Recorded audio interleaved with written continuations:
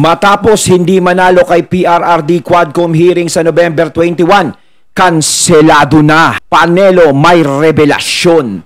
Ayan, syempre itong balitang ating matutunghayan ngayon ay nagbula kay Showbiz Fanatics. At ito po ang inyong lingkod na si BT na magbibigay ng reaksyon at komento dito sa video na ating matutunghayan ngayon. At huwag na natin pagtagalin at sabay-sabay na nating panoorin ang laman ng video na hatid sa atin ni Showbiz Fanatics at bibigyan natin ng reaksyon ang balitang ito.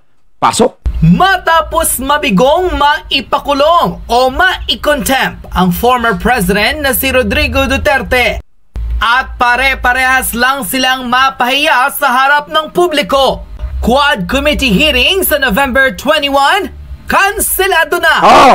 Mukhang sumuko ng araw ang House of Representatives kay former President Rodrigo Duterte dahil kinumpirma na ng overall chairman ng Quad Committee na si Congressman Ace Barbers na hindi na matutuloy ang ikalawang Quad Committee hearing na dadaluhan sana ni former President Rodrigo Duterte sa darating na Huwebes. Tama naman yun, i-cancel nyo na lang.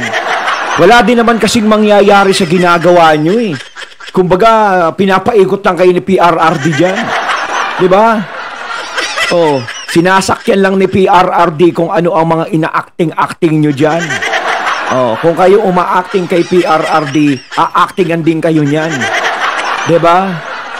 Ayaw nyo siyang tigilan eh. Paulit-ulit lang din naman ang itinatanong nyo sa kanya, hindi nyo pa inubos nung araw na yun. Sana wala na lang uwian. Game naman si PRRD namin dyan. Diba? November 21, 2024. Sa isang pahayag at mensaheng ipinadala ni Congressman Barbers sa pahayagan ng Inquirer.net, kinumpirma nitong hindi matutuloy ang pagdinig ng Quadcom sa darating na Huwebes. Hindi man diretsahang sinabi kung ano ang rason, ngunit tila ilan sa mga netizen ang nagsabi na mapapahiya lang raw kasit ulit sila sa dating Pangulo, lalo't isang beses nga lang raw nilang nakita at nakaharap ang former president sa pagpupulong, pare-parehas pa silang napahiya sa harap ng publiko. Hindi, nakita naman kasi nila yung lakas ng impact ni Tatay Digong. Diba? Nakita nila kung paano sumagot si Tatay Digong sa kanila. No? Partida na yan. Hindi pa nila pinamumura si Tatay Digong yan. Bawal pang magsalita si Tatay Digong nang hindi masyadong maganda. Si Trillanes nga lang tsaka yung iba yung nilabasan, pero si Trillanes talaga yung matindi, no? Medyo hindi na nakapagtimpi si Tatay Digong na naiintindihan naman natin. Kaya niya nagawa yun. Lulo ka. Lulo, Trillanes, lulo. Muntik na lumipad yung mic. Si Dilima gulantang eh. Diba? Narito at panoorin ang buong pahayag ng former legal counsel at attorney na si Salvador Panelo kung saan ibinulgar ang tunay na dahilan kung bakit hindi nanalo ang Quad Committee kay former President Rodrigo Duterte, na posibleng dahilan kung bakit kinansela na ng Quadcom ang November 21, 2024 House of Representatives hearing. Baka daw kasi sumakit na naman yung ulo nila. Sa Tatay Digong kasi ang kulit eh.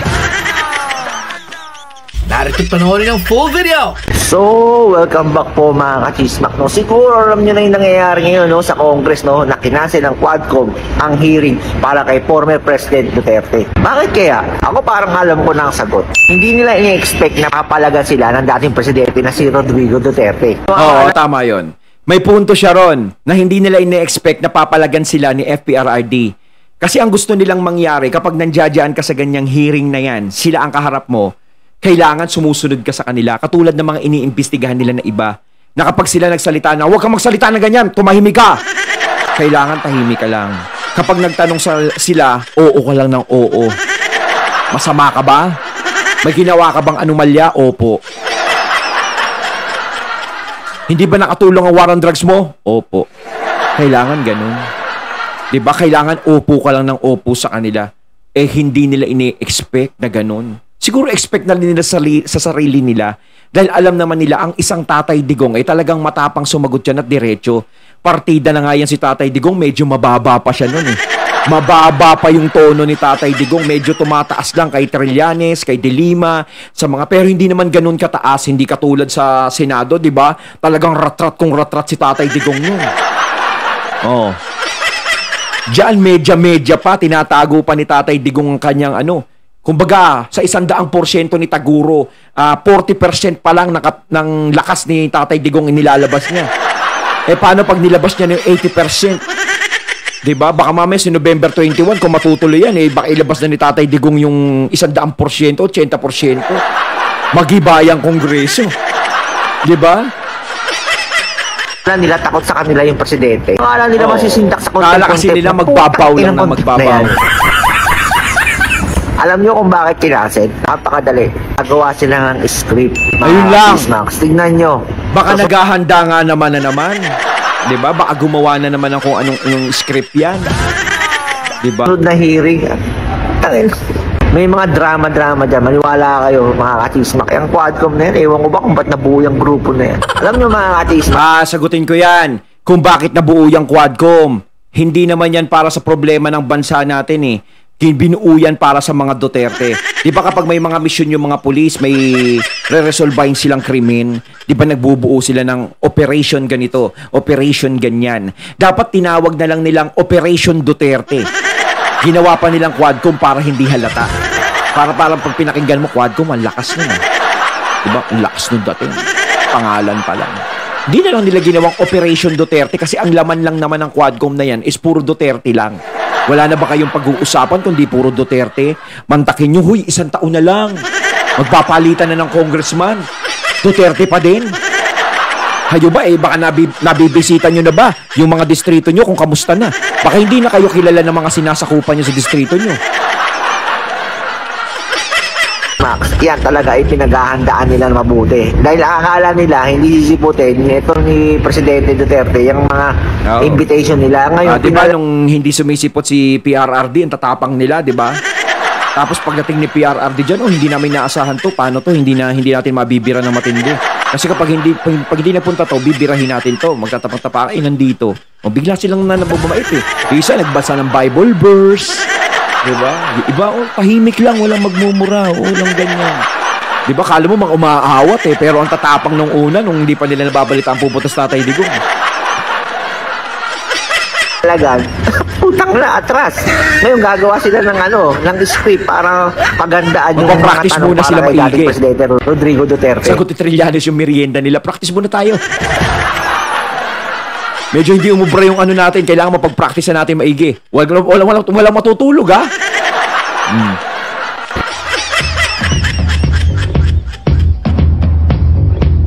Yun o ang istorya. Ayun, si Atty. Panelo. Attorney, kailan po ang sunod na hearing? Yun na nga ang kinikwento ko. Ngayon, eto ngayon ang latest. Nagsalita yung isang, I forgot his name, member of the committee. Sabi niya, hindi na ho namin iimbitahan si Presidente Duterte. Kasi mukhang nasabi niya na ho ang lahat. Yun nga ang matagal ko na sinasabi. Bakit ngayon nyo lang nare-realize? Tama naman yun eh. Diba? Nasabi na naman niya lahat. Sa Senado pa lang nasabi niya na eh. Kasi ang problema sa inyo, no, katulad kay VP Sara, nasabi na lahat ng COA, napatunayan na. Diba? May ebidensya na si VP Sara ay inosente, walang ginagawang hindi maganda. Pero gustong-gusto nyo pa rin imbestigahan. Gustong-gusto nyo pa rin tanungin. Si Tatay Digong, paulit-ulit na lang din ang sinasabi niya. Paulit-ulit na lang din. 'Di ba? Sa Senado, sa mga sinasabi niya na, tapos eto, no? Kinausap nyo na, nakaharap nyo na, sinabi na ni Tatay Digong, may mga inamin na nga siya dyan eh. 'Di ba? Na nabulaga talaga kayo. May mga inamin na siya. Tapos iimbitahan nyo na naman, halos lahat nasabi na ni Tatay Digong.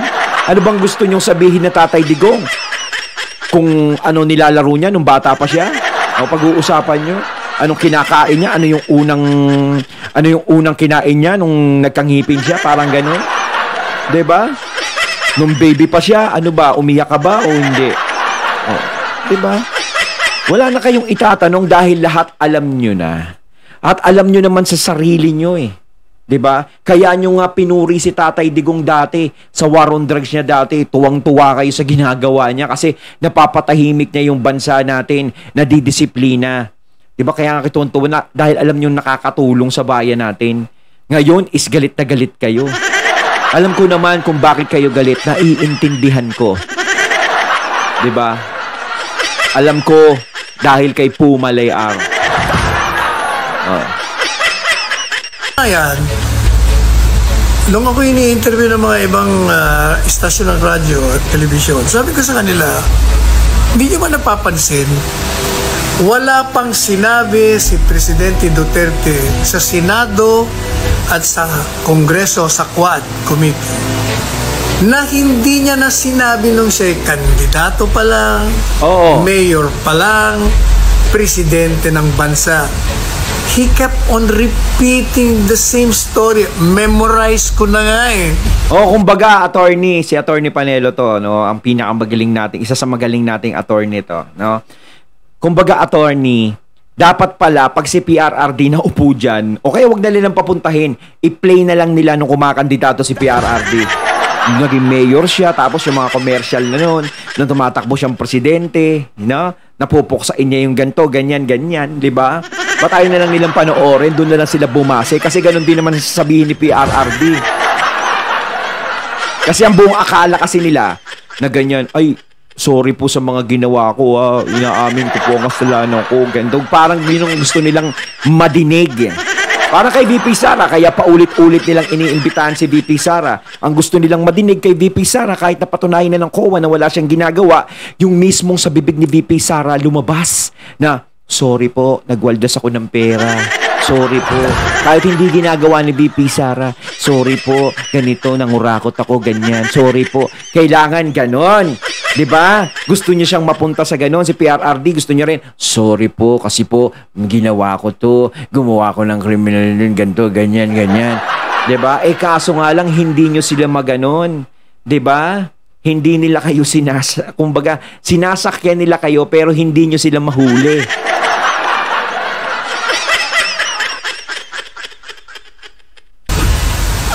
Lahat pa ulit-ulit. Yung sinasabing umamin, kesyo may death squad, kesyo may pinatay siya, kesyo may hinulong siya sa aeroplano, kesyo nagturo siya sa police academy, kesyo ito ang tinuturo niya. Lahat ho yun wala namang bago eh. Kaya napansin kasi naman talaga. Ang kulit lang no, attorney, no? Paulit-ulit ang mga tanong, paulit-ulit din ang sagot niya. Basta si attorney, ang cute. Sombrero. Kaya kahapon lumalabas na ako kasi the same question. Same answer. Kaya kung ako ang presidente na nakaupo doon, hindi na ako magpapaliwanag eh. Pag tinanong ako, sabi ko, that question I've already answered. Please research on my answer. Research na lang, no? Panoorin na lang doon, no? Kasi, di ba? Nakita na, sumasakit na yung ulo ni Tatay Digong, eh. Naiinis na si Tatay Digong, umakok siya sa ulo niya nun, eh. Nabubuisit na siya, eh. Parang, ang sakit kaya sa isip, no? Nasakit, nakakabuisit. Di ba? Yung paulit-ulit kang tinatanong, paulit-ulit mong sinasagot. Yung alam na nila yung sagot, tinatanong pa nila. Di ba? Pag ikayo nga, kinukulit, di ba? Nakakainis. Kaya siguro sabihin ko kay Presidente Duterte, siguro i-tape na lang natin ang mga tanong sa'yo. Tapos play nyo doon. Meron similar question, ipi-play na lang natin para hindi ka na mapapagod magsalita. This is my answer. Tama naman. Yan alam mo yun, gaya ng sinabi ko doon sa ibang kasi meron mga nagdudulong-dulungan din mga analyst daw sila, mga political analyst. Alam nyo, yamot na yamot ako pag nagpapakilala silang political analyst. Wala naman mga stature. Ngayon walang mga narinig ang pangalan. Kailangan, ngayon, kung ikaw ay si Teddy Boy Locsin, ayan, pwede kang mag-analyze. May talino, magaling. Kahit saan mo pa daanin, marunong. Kung ikaw ay si Bubi Tiglao, magaling din ang ulo. Pwedeng mag-analyze yan. Kung ikaw si Nilo Tayag, okay ka pa rin sa akin. Sino pa? Basta yung malalalim, okay. Si BT.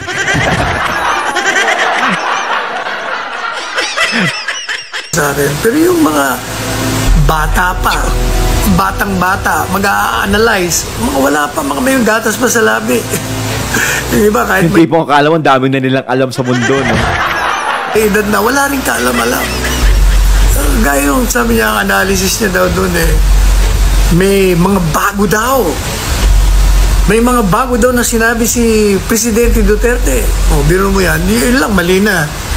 At ito Ako, yung napanood ko noon, wala namang bago, yun at yun lang din eh. 'Di ba? Yung tanong nila, yun lang din. Yung sagot naman ni PRRD, yun lang din. 'Di ba? Kaya nga sinasabi ko, sa susunod na hearing, kung gano'n na naman ang itatanong nila, kasawa na yun, wala naman manonood. Wala namang magkaka-interest. 'Di ba? Ngayon, kung inaasahan nilang sumagot si PRRD ng bagong sagot, kailangan meron silang bagong tanong. Ano ba yung bagong tanong nila? Oh, ilang taon ka na? Kailan birthday mo? Dapat gano'n na lang. Kailan ka nag-asawa?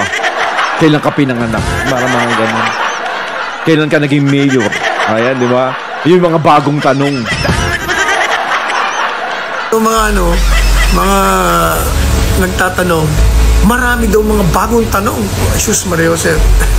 Wala rin yung pagbabago. Para pareho. Ang kaibahan, ito, sasabihin ko sa inyo kaibahan. Hindi. Attorney, may bago. Hindi napansin ni attorney. May bago sinabi si PRRD.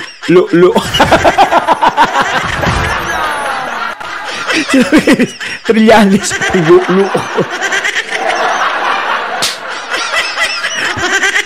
Lu ka. Tawa ako ng tawa din. Oh, di ba attorney, may bago. Lu ka. Unang-una, si Presidente Duterte, walang sinabing bago. Palaging yun. Yung mga nagtatanong, wala rin nung binabagong tanong kasi ang nagiging batayan ho nila, guilty siya. Oh. Siya ang utak ng mga pagpapatay ng mga di umanong pinaghihinalaan sa droga doon sa Davao nung alkalde pa siya. Ayan, yan ang talagang kwento. Yan ang tunay na kwento. Hindi tuloy yung kutsero. Kaya, ang gusto nitong mga nagtatanong, paaminin siya. Pero dati naman Yun ang niyang hindi nila inaamin niya noon eh. Gusto lang nila na under oath at sabihin na siya. Pero ang katotohanan niya, tayo-tayo lang ha. Huwag niyo na lang ikikwento sa kanila. Nadidinig eh. Nandyan. Yan ang sinasabi niyo. Gusto niyo malaman ang katotohanan. Although alam niyo na yun, paulit-ulit lang nga eh. Kaya lang, pagkakataon ninyo ng libreng publisidad, free publicity, because the cameras are there, all the... Kumbaga nakikita sila sa camera, tama si Attorney Panelo doon, exposure. Kumbaga ginagamit na lang yung mga Duterte dito para ma-expose sila. Pero ang tanong, good exposure ba yun para sa kanila? Hindi. Hindi nagiging good exposure. Baka yan pa ang mag-trigger para sila ay lumagapak. Diba? Kasi sa distrito nila na sinasakupan, hindi nila alam kung sino ang mga solid Duterte dyan. Kahit sabihin nila na dati silang sinuportahan ng mga yan, yung mga distrito na yan na sinasakupan nila kaya sila nanalo. Ngayon, hindi nila alam kung sino yung mga maka-Duterte dyan. Lalong-lalo na ngayon, wala silang ibang pinag-uusapan kundi puro Duterte.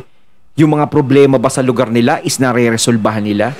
Napapag-usapan nila? Di ba wala? Halos matatapos na lang ang termino, puro ganyan pa rin. Duterte, tapos may round 2 pa. Online platforms are there to watch you. Since kayo yung mga re-electionista, ma-recognize sila, kailangan nyo, lalong-lalo pa kung mga bago, mga daming batang Oo, daming bago. bata. May matandang bago, may batang bagong mga muka, bagong mga pangalan. Yung mga young gusgusin, young goose. Kaya kailangan ho nila. Kaya yung binibigay sa kanila ng 10 minutes, Young guns ba yun? umaabot ho ng 45 hanggang 1 orasyon. Biro nyo, 1 oras kang nakikita yung mukha mo dun. O hindi ba malaking bagay? Kahit walang katorya-torya na yung tinatanong. Pinipili O kaya nga 1 oras din silang napapahiya eh. No, attorney. Paminin. Siyempre, amin naman ang amin yung mama. Kasi dati niya namang inaamin, wala naman siyang tinago eh. Oo. So, anong bago doon? Ang bago is, dahil inamin niya doon sa hearing, na hindi nila never pa narinig, kasi never naman siya nag-appear doon. Narinig nila sa labas. Oh, yan. Inamin na. Under oath pa. O, yun o, ang bago. Pero sa totoo lang, hindi ko talaga sila magkakaintindihan. Alam niyo ba kung bakit? Kasi, pilit nilang yung patakaran niya, policy. What is the policy? The policy is war against drug trafficking or illegal drug trafficking. Meron nung constitutional basis yun. Bakit siya nagdeklara? Bakit? Ano ba? Anong basis? Anong constitutional na pinagsasabi mo? Sasabihin ng mga kalaban. Ang basis ho doon ay yung tungkulin ng isang gobyerno at ng punong gobyerno. Ang pangunahing tungkulin ay bigyan mo ng proteksyon ang sambayan ng Pilipinong nagluklok sa iyo dyan. Yan, tama. Ginawa ni PRRD yon para sa mga mamamayan, para sa mga naging biktima ng mga yon. 'Di ba? Pinagtuunan ng pansin ni PRRD yan, pinaglaban niya yon. 'Di ba? Yun talaga ang punot dulo nun, na ayaw naman nila ngayon na hindi nila tinatanggap na katwiran ni PRRD. 'Di ba? Your job, the primary job is to protect and serve the people that created the government and that elected you to office. Yun know, ang basis niya, kaya siya nagdeklara ng giyera kasi nakita niya sa Davao pa lang, nakita niya na dysfunctional ang mga pamilya pag nalulung sa droga. Yes. At dun ho ipinanganganak yung mga krimen. Yes. Tama, doon ang gagaling ang krimen sa droga. Na nga niya pinaliliwanag niya, pag ikay nalulung dyan, kailangan ay mapanatili mo yung iyong pagkalulong o your addiction. So you need money to buy shabu, cocaine, or whatever. Magawa ka na ng krimen. Marijuana, kung ano-ano pa. O, kailangan mo ng pera. Mabuti kung mayaman ka. Paano kung hindi ka mayaman? Karamihan naman mahirap. So, dyan nagsisimula. Una, hihingi ka sa magulang mo. Magbibigay. Pag wala ka na makuha sa ate mong may kaya o may trabaho, pag wala na, anong gagawin mo? Magbibenta ka na ng mga furnitures ninyo, mga gamit nyo sa bahay. Tama. Pag na-discover ka, di siyempre, hindi ka na pa pwede. Ang gagawin mo sa kapitbahay naman, nagnanakaw ka na rin doon. Lalala na. Kasi kahit sinasabi nilang i-rehabilitate, kahit na i-rehabilitate ka, iba pag nakalaya, ganun pa rin eh. Bumabalik pa rin sa dati, lalo pa nga lumalala eh. Gagawin mo, hold up ka na. Pag nang-hold up ka na, ano susunod doon? Papatay ka na. Ayan, dyan mo nagsimula. Kaya si Presidente, bilang alkalde ng Davao City, na ang trabahong pangunahin din ay para proteksyonan mo yung mga inhabitants mo doon, nagdeklara din siya ng giyera doon.